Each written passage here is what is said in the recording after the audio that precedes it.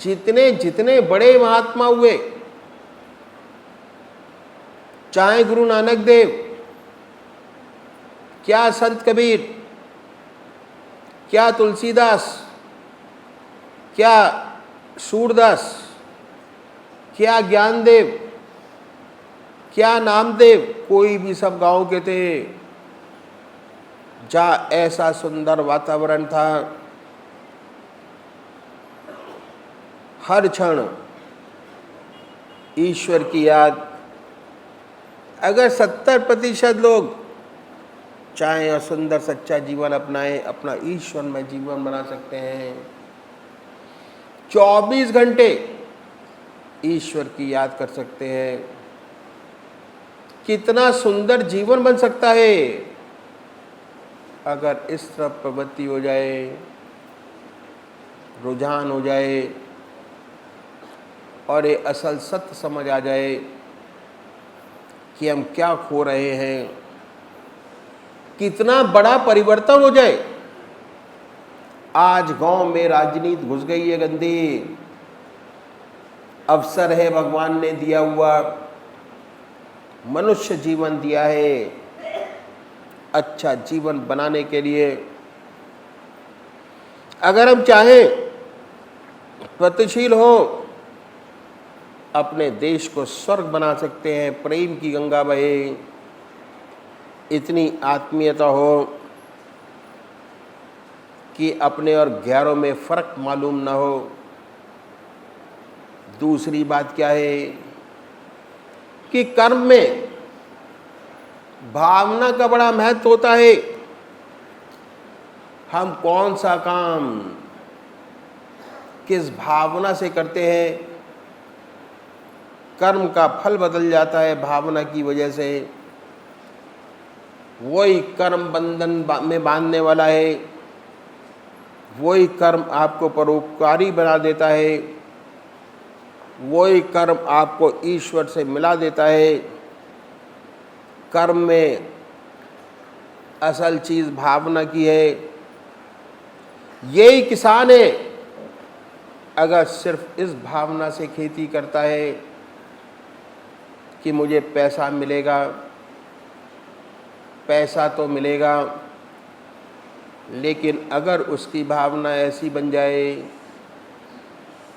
कि भगवान ने मुझे ऐसा सुंदर काम सौंपा है, मैं सबकी सेवा करता हूँ,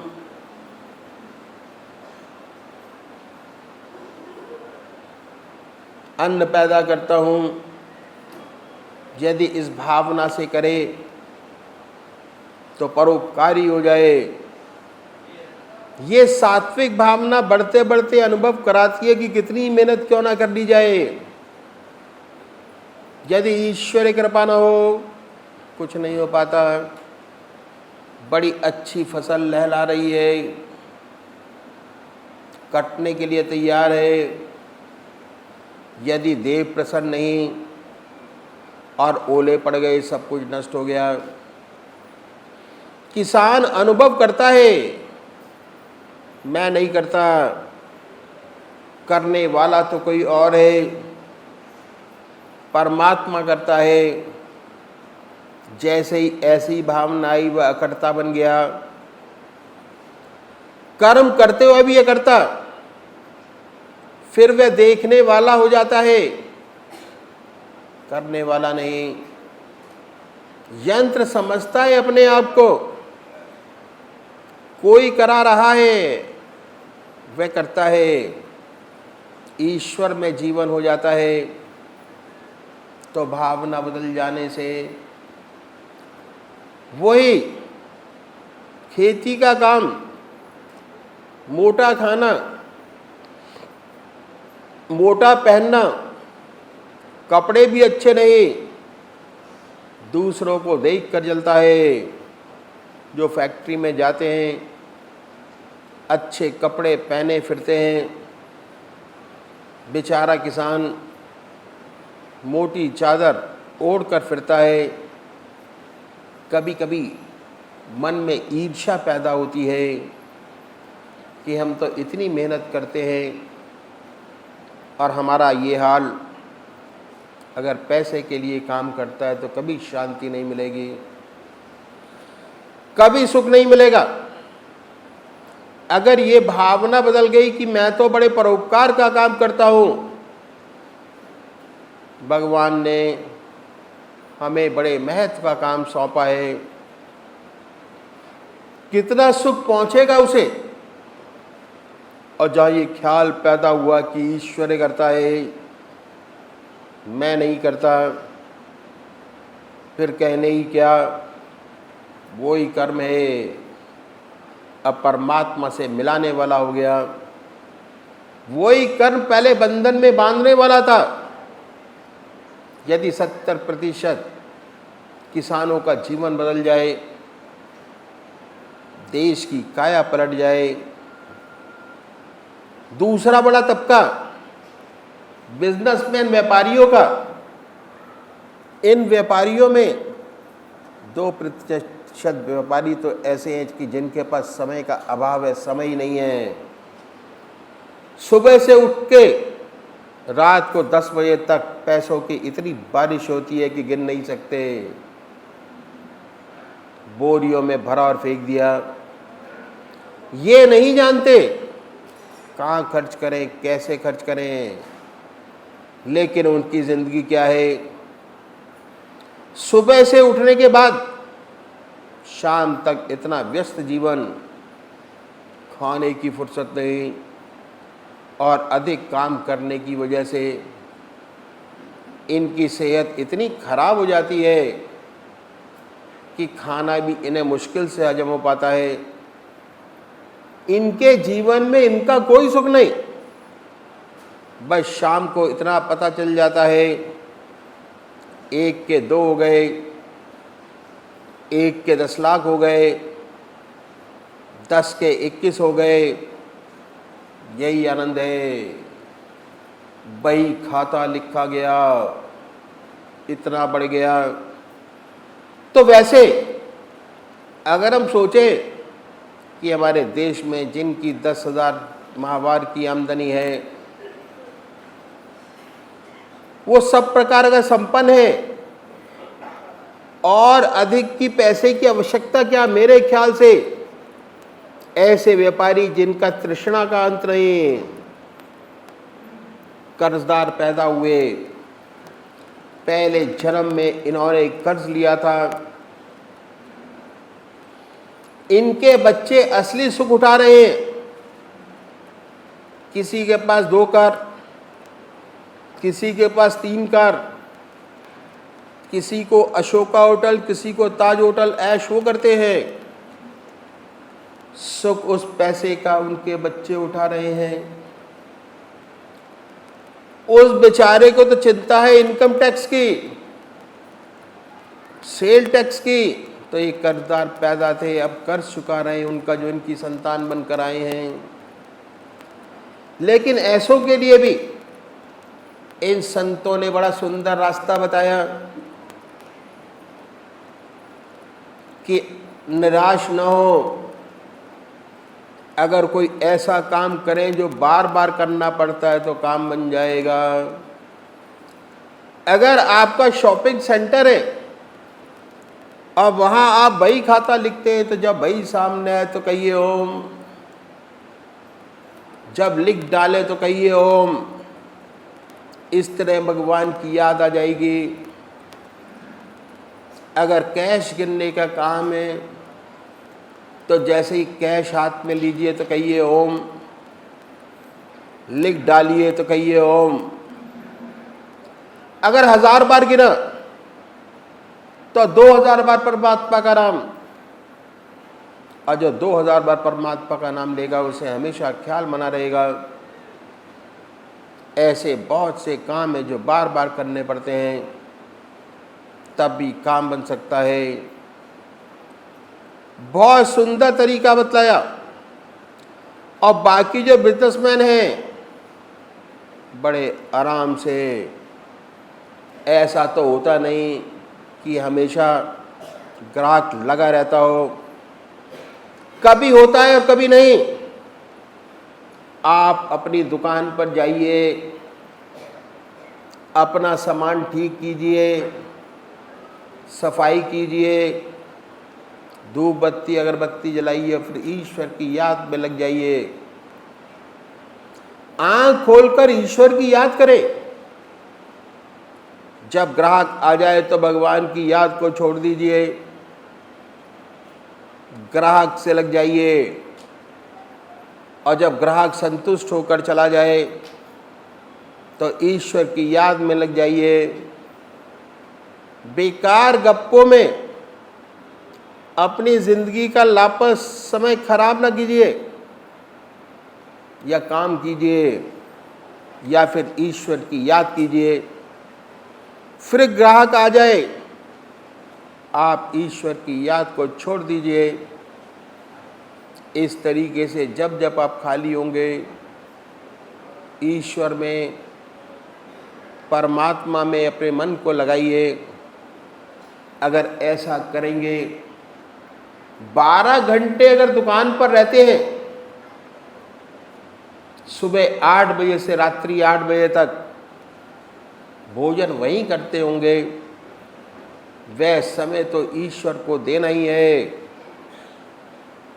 उसके बाद आराम वाला समय भी ईश्वर को दीजिए। अगर 12 घंटे में 6 घंटे ग्राहक आया, 6 घंटे नहीं आया, 6 घंटे परमात्मा की याद, 6 घंटे दुनिया का काम, कोई अंतर नहीं आएगा।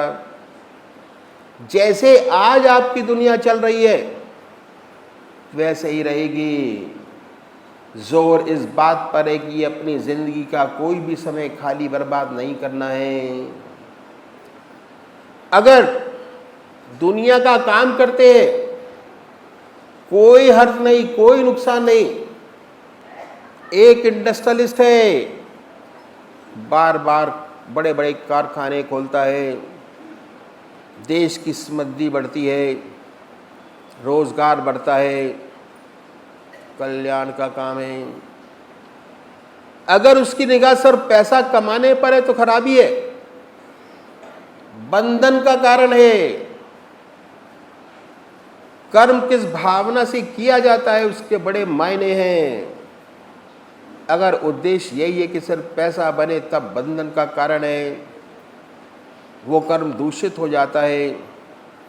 अगर इसके पीछे ये सुंदर भावना है कि परमात्मा ने मुझे ऐसी स्थिति में रखा, मेरे पास संपत्ति है, धन है, नए नए कारखाने खोलता है, इससे हमारे देश की समृद्धि बढ़ेगी, रोजगार बढ़ेगा, देश का कल्याण होगा,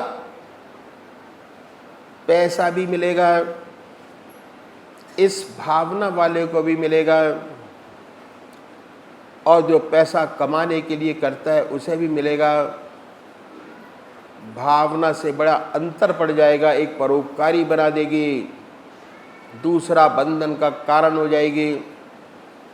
भावना ही सब कुछ है। हर जगह लिखा होता है वर्क इज वर्शिप, पर हर काम पूजा नहीं है।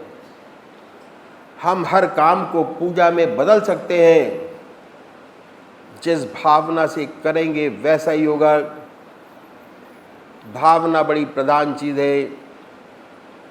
किस भावना से काम किया जा रहा है उसके बड़े मायने हैं। भावना की वजह से कर्म का फल बदल जाता है। भगवान कृष्ण के पास सुदामा जी पहुंचे, चूड़ा था, चावल था उनके पास। उस जमाने में उसकी कीमत 1 कौड़ी की भी नहीं रही होगी, लेकिन भावना थी, प्रेम था। तो किस भावना से आप काम करते हैं, ये बड़ी भारी चीज है। वही ऊपर उठाने वाली है, वही नीचे गिराने वाली है। यदि इंडस्ट्रियलिस्ट इस भावना से काम करता है कि हमारे देश की समृद्धि बढ़ेगी, पैदावार बढ़ेगी, देश खुशहाल होगा, तो वह सच्ची सेवा कर रहा है। अगर शोषण करने के लिए करता है कि मेरा पैसा बने तो अलग बात हो जाती है। तो हमने देखा यदि दुकानदार चाहे तो 8 के 10 के 16 घंटे बड़े आराम से अभ्यास करने से अपने बना सकता है। 6 घंटे उसके ऐसे नहीं है जिसमें परमात्मा की याद कर सकता हो, क्योंकि उसमें व्यवसाय का काम करता है। अब हम आते हैं बुद्धिजीवी, डॉक्टर, रिसर्च स्कॉलर, दफ्तर में काम करने वाले लोग। इनकी ड्यूटी 7 घंटे की होती है। 7 घंटे से ज़्यादा इनकी ड्यूटी नहीं होती। ड्यूटी आवर्स में 1 घंटा लंच का, ये तो ईश्वर को देना ही है। जैसे ही भोजन आपके सामने आए अर्पण कीजिए, उसकी याद में खाइए। उसके बाद आराम कुर्सी पर लेटिए, बड़े आराम से आंख मीचिए, ईश्वर की याद कीजिए। अगर ऐसा करेंगे तो दिमाग इतना रिफ्रेश हो जाएगा, लंच के बाद जो काम करेंगे उसमें थकान महसूस नहीं होगी और काम में दक्षता बढ़ेगी। 15 मिनट बाद दोपहर का चाय का, दोपहर से पहले भी 15 मिनट चाय का, ये आधा घंटा ईश्वर को की याद तो कर सकते हैं। फिर ऐसा तो होता नहीं कि हमेशा काम हो। बहुत से ऑफिसेज ऐसे होते हैं जो निरंतर काम बना रहता है, लेकिन अधिकतर जगहें ऐसी होती हैं जहाँ काम हमेशा नहीं होता। दफ्तर जाइए, अपने इष्ट मित्रों से मिलिए,